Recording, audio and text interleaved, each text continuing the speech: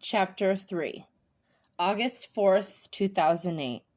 Start talking, Granger. Malfoy was tapping his foot in agitation. Which topic would you like me to discuss? She skirted, inspecting the roof.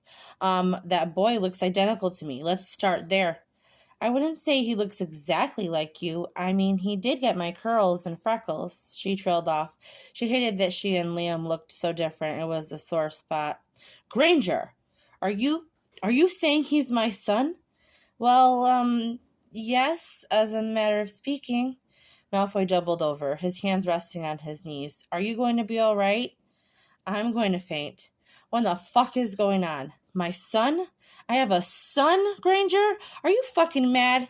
She was wincing at his voice, crept up higher in octave and anger. Listen, it all just got so far out of hand. I was going to tell you someday. Oh, someday, she says. Maybe when he got accepted to Hogwarts or graduated even? Fuck, Granger, you really fucked this up. How is this even possible? It happened the night of... I'm not fucking dense, Granger. Obviously, I remember the night, but you took your potion. I saw it on the bed. I saw you take it.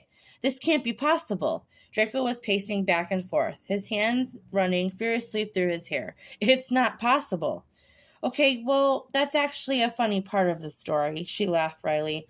I took the sobering potion. I was obviously a bit drunk, and then Ron knocked on the door, and I think I dropped the potion. I was startled.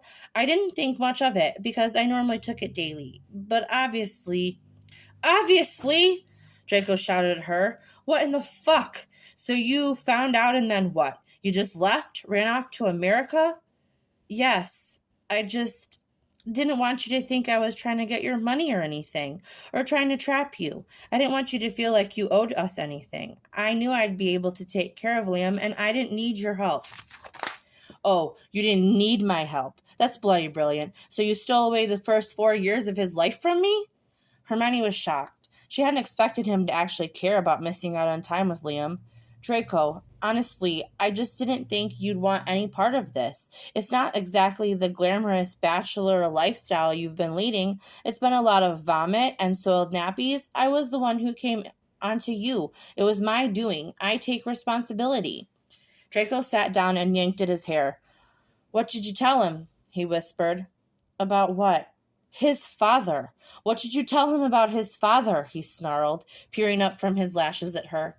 Oh, I just said his father lived in England. Hermione stared at her shoes. Did he ask to meet me? Hermione started shuffling her feet. He asked if he ever would meet his father, yes. And? Shit, are you going to make me lead you the entire way through this admission? Tell me what the fuck happened. All of it. All right. Yes, we talked about his father briefly. Once. He asked why he didn't have one. Draco groaned when she said that bit. I said he did, but he was in London. He asked why his father didn't want to see him when everyone else's did. Hermione's heart ached at the remembered conversation. Anyway, I told him that his father wasn't able to be in his life right now. When he asked if he could meet you someday, I said yes, but that it might not happen for a while. Liam isn't like most other kids. He's insanely smart, and he isn't often emotional. He keeps all that in check most of the time. When he asked about you, he was so upset. I'm not used to seeing him like that. I didn't want to get his hopes up. I didn't know if you'd even claim him. Claim him? What are you saying? Draco snarled. Well, because I'm not pure-blooded, obviously. You stupid witch. I don't give a shit who your parents were. You took that decision from me. You took every memory in the first 4 years of my son's life from me. I don't even know his blasted birthday. I don't know what he looked like when he was born.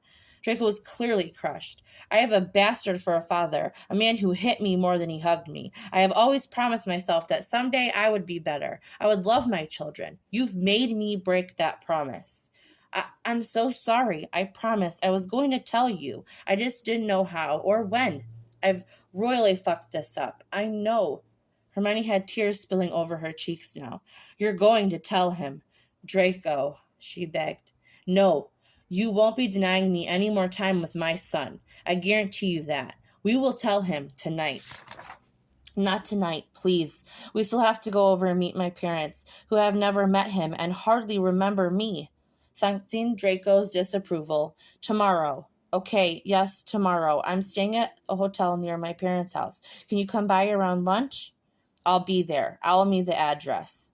Hermione turned to walk back inside. Draco, I really am sorry. Yeah, sure. Tell the Potters I apparated out. I don't think I can see him, with him not knowing who I am.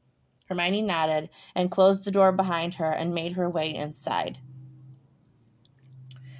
Boys, upstairs, Ginny commanded, her face hungry for information. Mom, what's going on? Why was that man so angry? Liam asked innocently. She kneeled down and wrapped Liam in a giant hug, and he started thrashing from the affection. I'll tell you tomorrow. Go and grab your things. We need to go meet your grandparents. I have my things. Okay, we'll go sit and read then. I'll be just a minute.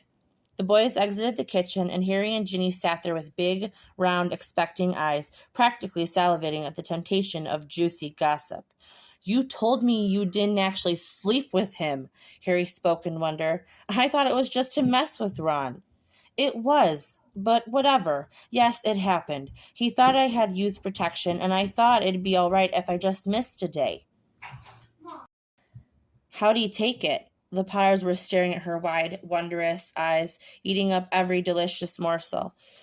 You guys need hobbies. He took it as you would expect, awfully. He's left, by the way. He didn't want to see Liam like this. So, we're going to meet tomorrow. She stood and kissed them both on their cheeks. I need to go. I'll fill you in later. I have to see my parents and sleep. Tomorrow is going to be a shit day, I can already tell. The next morning, Hermione clutched her coffee, leaning against the railing of her balcony. Upon arriving at the hotel late last night, she had been informed that her standard room had been upgraded for a suite, and she didn't pretend to guess who would have done that. She didn't think it had anything to do with her, but now that Malfoy knew about Liam, he was sure to make sure he had a silver spoon in his mouth. Hermione would need to talk to Draco about that. Last night had gone truly awful, starting with the altercation with Liam's father and ending finally with the visit to her parents. She thought back on the tense reunion. Mom, Dad, meet Liam, your grandson. Grandparents, how do you do? Thankfully, leaving out the my mom makes me say that. You're a charming young man, Liam. Yes, he agreed, making only Hermione smile. Then, just deafening silence that stretched on for an hour. They didn't really remember anything about the magical world, and they didn't care to know about it now, which was exactly how Hermione felt about the Muggle world. After Liam had snuck away from the conversation to bury his face in his book, Hermione spoke candidly with her parents. So, I know this is all but uncomfortable, but I've come back from New York to help. I do think it's best we move you guys to a smaller home and get some live-in help until Mom is healed. Did you already have a realtor? Jean. It's okay, honey. No, Hermione, we don't have one. Is Dad all right? He's just a bit confused. I'll explain it all to him later. Hermione felt a pang of guilt. She had always wrestled with the notion that it was her fault. Had she not obliterated them, her father would still be whole, would still have his practice and his life. Now it was a shell. She had done that to her parents, the people she loved more than anything, well, except Liam. Okay, well, I'll speak with one tomorrow. Harry said he might know of someone from St. Mungo's who works with people with memory loss. They can pop by and help with the cleaning and cooking while you're on the mend. They have some rehabilitation options for you, memory-wise. St. Mungo's? I've never heard of that hospital. Oh, it's the magical hospital, she said, wincing, preparing for the inevitable. Absolutely not, her mom said flatly through tight lips. Mom, it'll make everything so much easier, I promise. She won't put any spells on you and Dad if you don't want. I said no. No, no. No magic in this house. No more. It's cost us enough.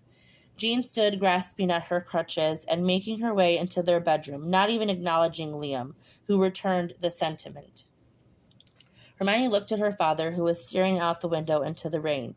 It had definitely cost them enough, maybe more than